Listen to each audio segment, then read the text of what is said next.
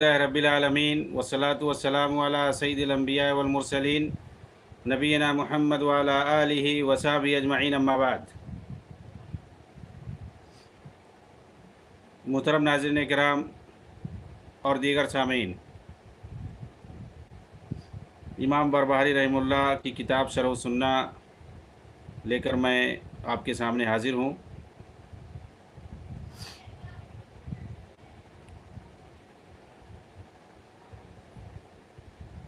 اپنی کتاب کے اندر شیخ کہتے ہیں وَجَمِيعُ مَا وَصَفْتُ لَكَ فِي هَذَا الْكِتَابِ فَهُوَ عَنِ اللَّهِ وَعَنْ رَسُولِ اللَّهِ صلی اللہ علیہ وسلم وَعَنْ أَصْحَابِهِ وَعَنِ التَّابِعِينَ وَالْقَرْنِ الثَّالِثِ إِلَى الْقَرْنِ الرَّابِعِ فاتق اللہ یا عبد اللہ وعلیک بالتصدیق والتسلیم والتفویض والرضا لما فی هذا الكتاب ولا تکتم هذا الكتاب احدا من اہل القبلہ فعسى يرد اللہ به حیرانا عن حیرته او صاحب بدعة من بدعته او ضالا عن ضلالته فینجو به فاتق اللہ وعلیک بالامر الاول الاتیق وهو ما وصفت لك في هذا الكتاب فرحم الله عبدا ورحم والديه قرأ هذا الكتاب وبثه وعمل به ودعا إليه واحتج به فإنه دين الله ودين رسوله رسول الله صلى الله عليه وسلم فإنه من انتحل شيئا خلاف ما في هذا الكتاب فإنه ليس يدين لله بدين وقد رده كله كما لو أن عبدا آمن بجميع ما قال الله تبارك وتعالى إلا أنه شك في حرف فقد رد جميع ما قال الله تعالى وهو كافر كما أن شهادة أن لا إله إلا الله لا تقبل من صاحبها إلا بصدق النية وخالص اليقين كذلك لا يقبل الله شيء من السنة في ترك بعض ومن ترك من السنة شيئا فقد ترك السنة كلها فعليك بالقبول ودع عنك المحك واللجاجة فإنه ليس من دين الله في شيء وزمانك خاصة زمان السوء فاتق اللہ۔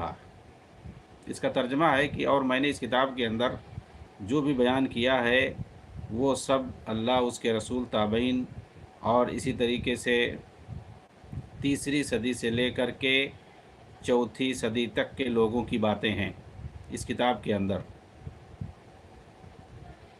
اس لیے اللہ کے بندو، اللہ سے ڈرو اور اس کتاب میں جو کچھ ہے اس کی تصدیق کرو، اسے تسلیم کرو، اسے تفویض کرو، اور اس کتاب میں جو کچھ بھی ہے اس سے راضی ہو جاؤ، اور اس کتاب کو کسی بھی اہل قبلہ مسلمان سے نہ چھپاؤ۔ ہو سکتا ہے اللہ تعالیٰ کسی حیران انسان کو اس کی حیرت سے، حیرانگی سے، کسی بدعتی کو اس کی بدعت سے، کسی گمراہ کو اس کی گمراہی سے نکال دے اور وہ اس کی وجہ سے نجات پا جائے۔ اس لیے اللہ سے ڈرو اور پہلے دین عتیق کو لازم پکڑ لو، یعنی پرانے دین کو، جس کے بارے میں اس کتاب کے اندر میں نے بتا دیا ہے۔ اللہ اس بندے پر رحم فرمائے اور اس کے والدین پر بھی رحم فرمائے جو اس کتاب کو پڑھے اور اسے پھیلائے، اس پر عمل کرے اور اس کی طرف دوسروں کو بھی بلائے اور اسے دلیل بنائے، کیونکہ یہ اللہ اور اس کے رسول کا دین ہے۔ اس لیے کہ جو اس کتاب کے علاوہ کوئی دوسرا دین گڑھے گا وہ اللہ کا دین نہیں ہوگا، پورا کا پورا بھی رد کر سکتا ہے۔ جس طرح کی اگر کوئی بندہ اللہ کی تمام باتوں پر ایمان لائے مگر کسی ایک حرف میں شک کر لے تو یہ اللہ کی تمام باتوں کی تردید ہوگی اور وہ کافر ہو جائے گا۔ جس طرح کی کلمہ شہادت بغیر سچی نیت اور خالص یقین خالص کے مقبول نہیں، اسی طرح اللہ تعالیٰ سنت کو بھی قبول نہیں کرے گا اگر اس میں کسی حصے کو ترک کر رہا ہے، کیونکہ سنت کے کسی حصے کو ترک کرنا تمام سنت کو ترک کرنے جیسا ہے۔ اس لیے ساری چیزوں کو تسلیم کرو اور شک اور ہر دھرمی چھوڑ دو، کیونکہ یہ اللہ کے دین میں نہیں ہے، اور خاص طور سے اس برے دور میں۔ اس لیے اللہ سے ڈرو۔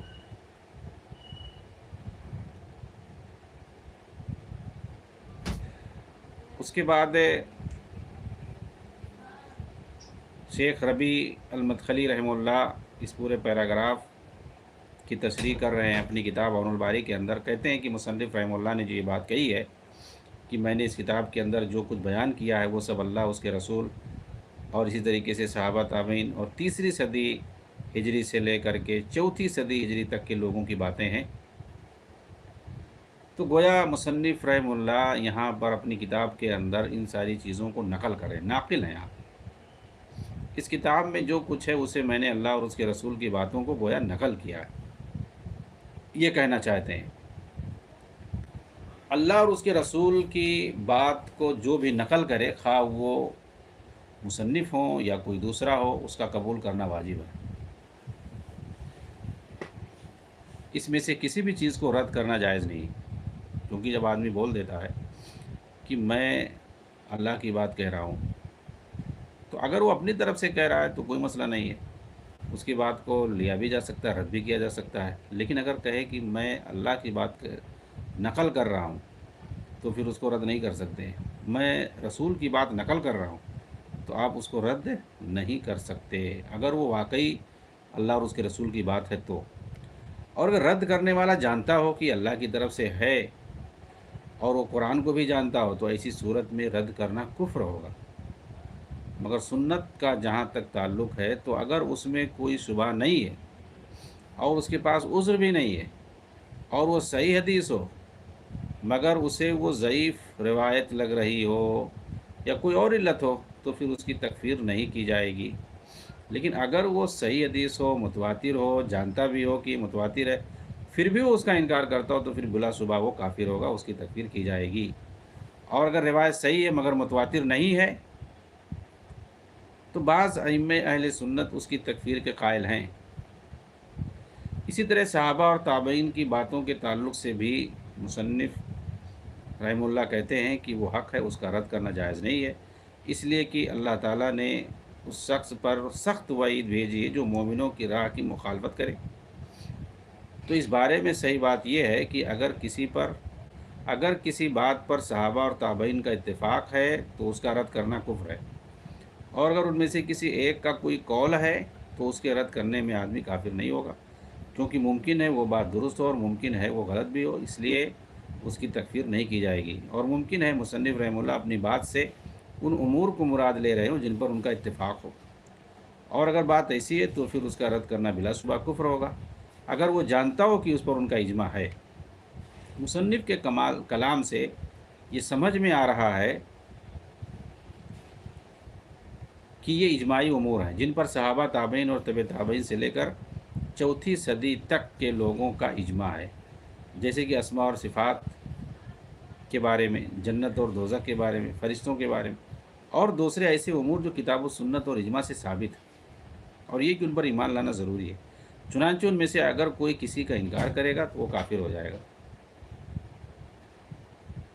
उसके बाद मुसन्निफ़ रहमुल्लाह ने जो ये बात कही, इसलिए अल्लाह के बंदो अल्लाह से डरो, इस किताब में जो कुछ है उसकी तस्दीक करो, उसे तस्लीम करो, उसे तफवीज़ करो, और इस किताब में जो भी है उससे राज़ी हो जाओ। कह रहे कि अल्लाह और उसके रसूल की बातों को और जिस पर सलफ़ का इजमा है उसकी तस्दीक करो, इसलिए कि हर इजमा पर किताबुल्लाह और सुन्नत रसूल से दलील होती है, क्योंकि उलमाए उम्मत जो इजमा करते हैं वो अपनी तरफ से किसी मामले पर इजमा नहीं कर लेते हैं, वो इजमा किसी चीज़ पर उसी वक्त करते हैं जब उनके पास किताबुल्लाह या सुन्नत रसूल से कोई नस होता, इसलिए उसका इनकार भी कुफ्र होगा। अच्छा, यहाँ पर मुसन्निफ़ रहमुल्लाह ने ये बात कही कि तफवीज़ करो, सौंप दो, तो यहाँ तफवीज़ से मुराद सिफ़ात बारी ताला के ताल्लुक़ से तफवीज़ वाला अक़ीदा नहीं, इसलिए कि ये तफवीज़ मज़मूम है, क्योंकि सिफ़ात बारी के माना बिल्कुल वाज़ेह हैं, मजहूल सिर्फ़ कैफ़ियत है। यहाँ तफवीज़ से मुराद शायद वो उमूर हैं जिनके मानी मख्फ़ी होते हैं, चुनांचे उन पर ईमान लाना ज़रूरी है, खा वो अल्लाह की तरफ से हो या रसूलुल्लाह की तरफ से हो। चुनांचे अगर ऐसे उमूर जो बिल्कुल वाज़ेह हैं तो उन्हें समझना, उन पर ईमान लाना वाजिब है, उनकी तफवीज़ जायज़ नहीं है। जबकि कुछ उमूर ऐसे होते हैं, तफवीज़ माने सौंप देना, मुफव्विज़ा एक फ़िरका भी है जो बातिल फ़िरका है, जो माना को अल्लाह के हवाले करता है, सौंपता है, तफ़वीज़ करता है। तो तफ़वीज़ ये सही नहीं है। तो अल्लाह के अस्मा और सिफ़ात में लफ्ज़ के साथ माना पर भी यकीन किया जाएगा, ईमान लाया जाएगा, और ये कि हम उसका माना जानते हैं। अब ये है कि उसका माना जो हम जानते हैं, तो उसकी क्या कैफ़ियत है, कैफ़ियत नहीं जानते।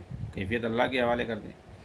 और ईमान दोनों पे है, माना पर भी है और कैफ़ियत पर भी है। लेकिन माना हम जानते हैं, लेकिन उसको हम समझते हैं कि वो उसी तरह से होगा जैसे अल्लाह के लायक है, उसकी ज़ात के लायक है।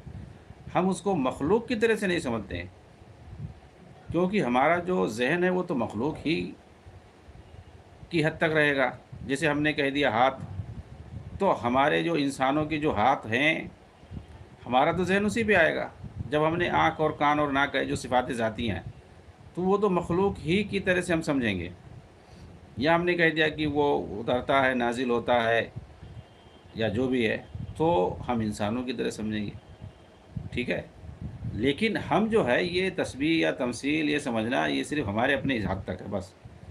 अल्लाह के लिए हम ऐसा नहीं करेंगे, ना सोचेंगे, ठीक है?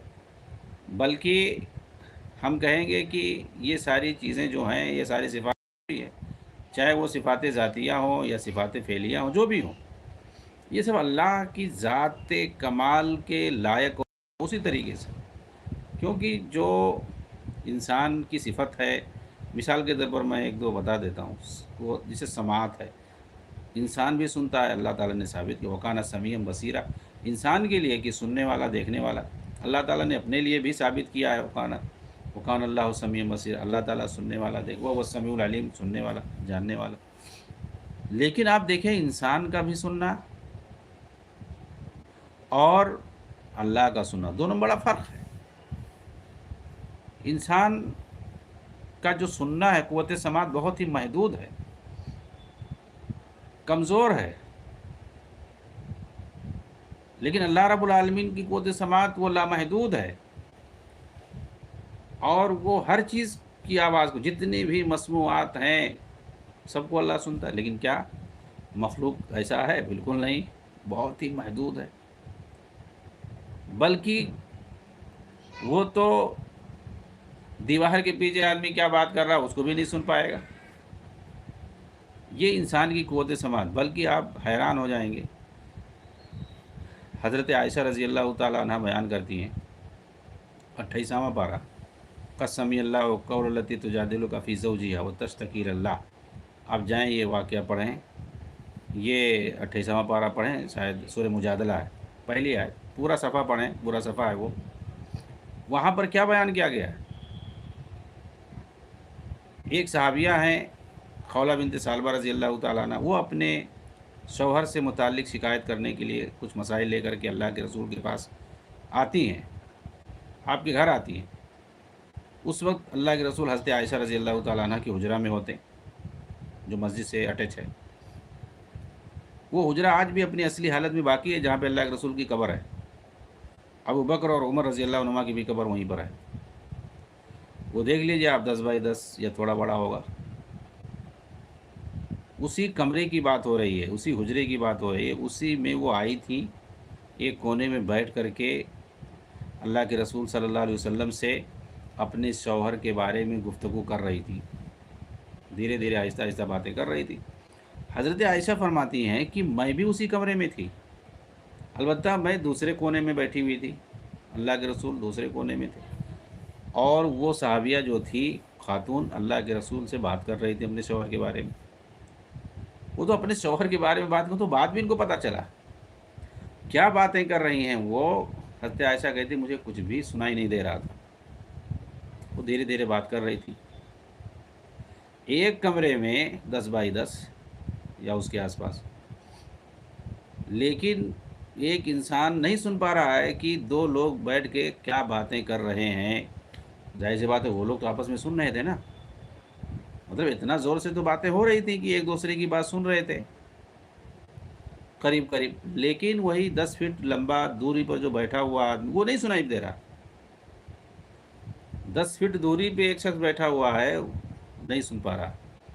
हज़रत आयशा कहती हैं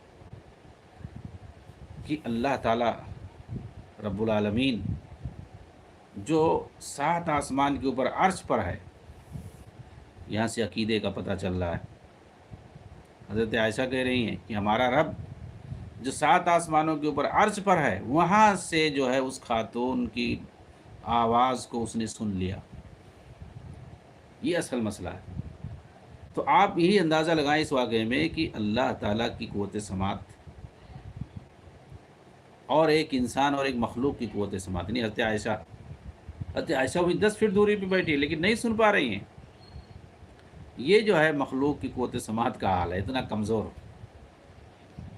تو سمیع تو دونوں، اللہ بھی سمیع ہے، سنتا ہے، انسان بھی سنتا ہے، لیکن دونوں کو اپنی ذات کے اعتبار سے۔ اللہ کی ذات جیسے کمال والی ہے، لامحدود ہے، ہر چیز سے فائق تر ہے، بلند ہے، ویسے اس کی صفات بھی ہیں سب۔ یہ تھوڑی کہ جو صفات ہی کا انکار کر دو گے آپ کہ وہ صفات انسان میں بھی ہے تو ہم انکار کر دیں گے، یہ سب جہالت ہے، احمقانہ ہے۔ بھائی ایسا کچھ ہوتا تو صحابہ سے وہ سب باتیں آتی، کچھ بھی نہیں ہے۔ اس کا مطلب ایز اٹ از وہ مانتے تھے، ویسے ہی جانتے تھے کہ بھائی اللہ رب العالمین تو اللہ تعالیٰ ہے، اس کا سننا الگ ہے، ہمارا سننا کیا ہے؟ ہمارا سننا تو بہت ہی محدود ہے، کمزور ہے۔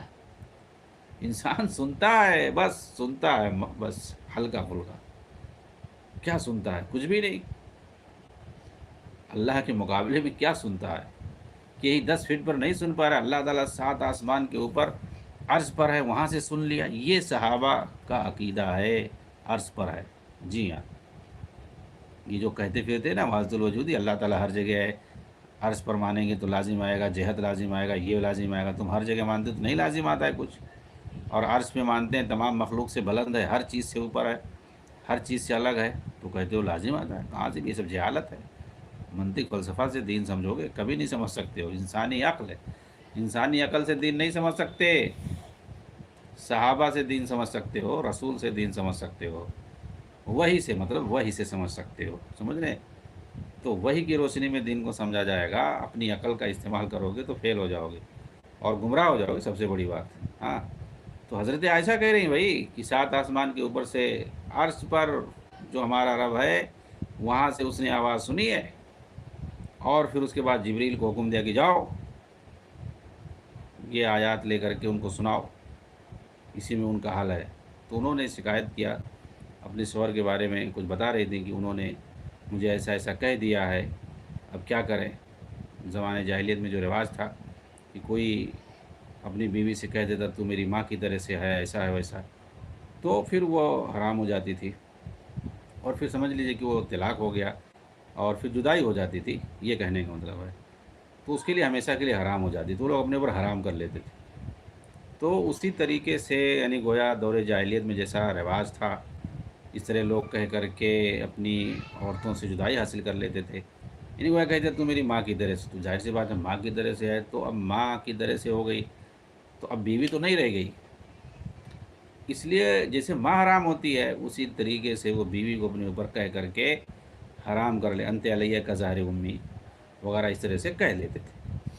تو ایسے ہی ان کے شوہر نے کہہ دیا، تو ان کو فکر لاحق ہو گئی، وہ بزرگ بھی تھیں، عمر دراز بھی تھیں، تو ظاہر سی بات ہے وہی پرانا ذہن میں تھا دور جاہلیت میں جیسا ہوتا تھا کہ اب تو جدائی ہو جائے گی، ایسا ویسا، تو فکر دامن گیر ہو گئی ان کو۔ تو اللہ کے رسول کے پاس آئیں اپنا مسئلہ لے کر کے کہ اب کیا ہم لوگ کریں، ہم لوگ عمر کے اس اسٹیج پہ ہیں، انہوں نے ایسا ایسا کہہ دیا بھائی، اب کیا کریں؟ تو اللہ کے رسول بھی دیکھیے، اللہ کے رسول اپنی طرف سے کچھ نہیں بولتے تھے، وما ينطق عن الهوى ان هو الا وحی یوحی۔ کوئی بھی دین کا مسئلہ ہوتا تھا نا، کوئی سوال کرتا، کوئی مسئلہ پیش آتا، تو پھر وہ یسألونک عن الأہلہ یسألونک عن المحیض، لوگ آپ سے پوچھتے ہیں، لوگ آپ سے پوچھتے ہیں، تو ابھی تو وہی آتی تھی، جی ہاں وہی آتے تھے، جبریل آتے تھے۔ تو یہاں بھی جبریل علیہ السلام وہی لے کر کے آئے اللہ کی طرف سے، اور اس کے بعد اس کا حل بتایا گیا۔ آپ 28ویں پارہ جائے پڑھیے، وہاں پورا صفحے میں بتایا گیا۔ مطلب یہ خلاصہ اس کا ہے کہ اگر ایسا کوئی کہہ دے اپنی بیوی کو، کہہ دے تو میری ماں کی طرح، تو میری بہن کی طرح سے وغیرہ، یہ محرمات میں سے کسی کی طرح بنا دے، تو ایسی صورت میں حرام نہیں ہو جائے گی۔ اس کا طریقہ بتایا گیا ہے کہ بھئی وہ طریقہ اس میں یہ تھوڑا کفارہ دینا پڑے گا۔ بھئی بولے ہو تو ظاہر سی بات ہے اس کا کفارہ ادا کرنا پڑے گا، تو اس کی فیس ادا کرنی پڑے گی۔ तो वो कफ़ारा अदा करना, वो शायद ग़ुलाम आज़ाद करना है, उसकी ताकत ना तो 2 महीने का मुसलसल रोज़ा रखने का है। अगर उसकी ताकत नहीं तो शायद 60 मिस्किनों का खाना खिलाना है। ऐसा है, पूरी तफ़सील वहाँ पर आप जाएँ देखें 28वें पारे में ये सब बताया गया है, उसकी फ़ीस और उसका कफ़ारा उसमें बताया गया है कि अगर वो आदमी कर देता है तो फिर उसके बाद जो है उसके लिए वो बीवी वो उसकी हलाल हो जाएगी, कोई मसला नहीं है। तो ये है कि फिर आदमी जो है ऐसी बात कहने से बचेगा कि भाई बड़ा बड़ा कफ़ारा है, गुलाम तो आज़ाद, कोई मसला ही नहीं है, 2 महीना मुसलसल रोज़ा रखना पड़ेगा फिर, तो ये कोई मामूली चीज़ नहीं है। तो मैं ये कह रहा था कि अल्लाह रब्बुल आलमीन की सिफ़त और इंसान की सिफ़त दोनों में बड़ा फ़र्क है। क़ुव्वत समाअत की बात है या क़ुव्वत बसारत है, देखने की बात है। अल्लाह रब्बुल आलमीन हर चीज़ को देखता है, कोई चीज़ उसकी नज़र से ओझल नहीं। कायनात की कोई भी चीज़, ज़र्रा, पत्ता, कहाँ है, दरिया में, खुश्की में, तरी में, क्या कुरान में है, पूरा बताया गया है। ला याज़ुबु अन्हु मिस्क़ालु ज़र्रतिन फ़िस समाइ वल अर्ज़। कोई भी कायनात का एक ज़र्रा अल्लाह की नज़र से ओझल नहीं, ना उससे कोई छोटा, ना उससे कोई बड़ा। बताइए, ज़र्रा से बड़ा भी छोटा, ज़र्रा से बड़ा, यानी मेयार अल्लाह की निगाह में जो है वो क्या है, ज़र्रा है। हम इंसान जो है अपनी खुली निगाहों से ज़र्रा को देख भी नहीं सकते, एटम को। अल्लाह ताला ने उसको मेयार बनाया है कि उससे छोटा, उससे बड़ा। तो बहरहाल अल्लाह का देखना, अल्लाह का सुनना, अल्लाह की हर सिफ़त उसकी अपनी ज़ात के लायक है, ज़ेबा है। जो उसकी ज़ात जैसी है वैसे ही है, वो सब माना जाएगा। ऐसा नहीं कि उसमें तावील करने लगो, ये ऐसा हो वैसा, और फिर उसके बाद पता चले इनकार कर दो, ठीक है। तो कहने का मतलब ये है कि कुछ फ़िरके ऐसे हैं जिनको मुफ़व्विज़ा कहते हैं, और ये जो है इख़वानियों के यहाँ भी पाए जाते हैं। हसनुल बन्ना वगैरह ने तफ़वीज़ का तरीका बनाया। ये लोग क्या कहते हैं, माने को भी हवाले कर देते हैं, और ये भी इनकार है। तो माना ऐसा नहीं, अब कहते हैं, ये लोग कहते हैं समीउन बिला समा। अल्लाह ताला ठीक है समी है, उसका नाम है, अलम मानते हैं समी, लेकिन सुनता नहीं है, नऊज़ बिल्लाह। तो तुम मानते ही नहीं हो, नहीं माना का इनकार करते हैं। तो माना का इनकार करना सही नहीं है, और उसका सौंपना भी सही नहीं है। हम जानते हैं, लेकिन उसकी ज़ात के हिसाब से है, कमाल के दर्जे को पहुँचा हुआ है, उसकी सारी सिफ़त कमाल के दर्जे को पहुँची हुई है। इसलिए जो है यहाँ तफ़वीज़ से मतलब ये है कि बहुत सारी चीज़ें होती हैं वो मख़फ़ी होती हैं, तो उनके बारे में कहा जाए कि उसके बारे में अल्लाह ही बेहतर जानता है, ये मुराद है यहाँ पे, और कोई चीज़ नहीं है। उसके बाद जो मुसन्निफ़ रहमतुल्लाह ने बात कही है कि इस किताब को किसी भी अहले क़िबला मुसलमान से न छिपाओ। हो सकता है अल्लाह ताला किसी हैरान इंसान को उसकी हैरानगी से, किसी बिदअती को उसकी बिदअत से, किसी गुमराह को उसकी गुमराही से निकाल दे, और वो उसकी वजह से नजात पा जाए। ये कह रहे हैं कि मुसन्निफ़ रहमतुल्लाह की शदीद हिर्स है ताकि इनकी ये किताब ज़्यादा फैल जाए। ये जो आपने लिखा है शरह सुन्ना, यानी मनहज के नाम पे, अक़ीदे के नाम पे, कुरान और हदीस की रोशनी में जो आपने लिखा है, तो ये गोया आप चाहते हैं कि ये किताब बड़े पैमाने पर फैल जाए, और जो गुमराही का शिकार हैं, बिदअत में पड़े हुए हैं, वो लोग जो है सही रास्ते पर, सुन्नत की राह पे आ जाएँ, और जो सही अक़ीदा है, तौहीद है, उस राह पर वो लोग गामज़न हो जाएँ, ताकि उन्हें भी उस पर जो है अज्र मिल जाए। क्योंकि जो अच्छी सुन्नत की बुनियाद रखता है तो उसे उसका अज्र मिलता है, और उस शख़्स का भी अज्र मिलता है जो क़यामत तक उस पे अमल करते रहेंगे। वरना अगर उसके अलावा दूसरी ऐसी किताबें हैं जो इस किताब के मशमूलात को शामिल हैं, तो काफ़ी है, इस किताब का नस्र करना वाजिब नहीं है।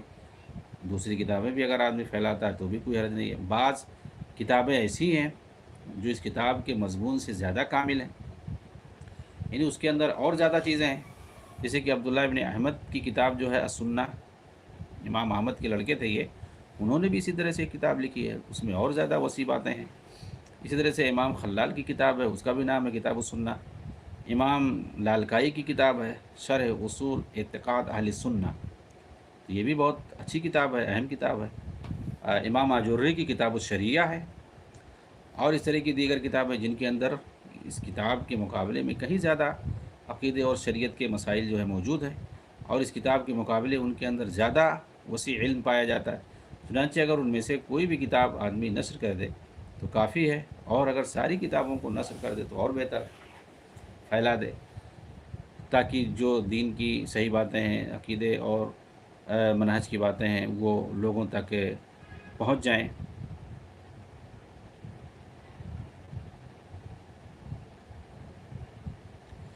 वरना ज़रूरी नहीं कि लोग जो भी लिख दें उसे नश्र ही किया जाए। हाँ, हक़ बातों को फैलाएँ जिनका जानना लोगों पर ज़रूरी है, ताकि उसके ज़रिए उनके अक़ाइद और अमाल दुरुस्त हो जाएँ। और ये उलमा पर ज़रूरी है कि वो उसकी तबलीग करें, किताबुल्लाह और सुन्नत रसूल को लोगों तक पहुँचाएँ, और इस तरह की किताबें जो कई सदियों के बाद लिखी गई हैं, उनका नश्र करना वाजिब है, क्योंकि अक्सर लोगों पर हक़ व बातिल मशकूक रहते हैं।